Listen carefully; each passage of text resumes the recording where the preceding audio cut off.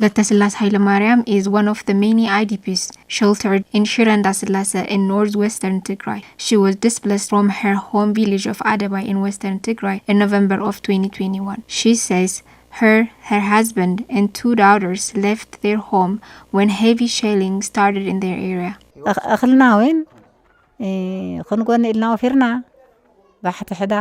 That day we left, it was November 10 of 2021.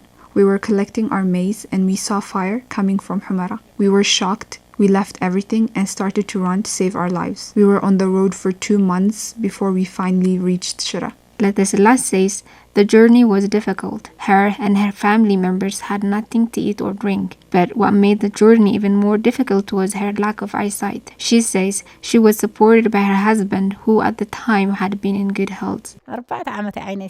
It was harder for me because of my issues with my vision. It has been 4 years since I lost my sight. My husband was fine then and he led me here to Shira. We didn't have any food to eat, even if someone, luckily, brought us any food. I was always a burden to him because I can't cook or help myself. Latasillas says things didn't improve much after her and her husband reached Shira. Even here, they weren't able to access food or medication. And over time, she says, her husband's health condition started to deteriorate.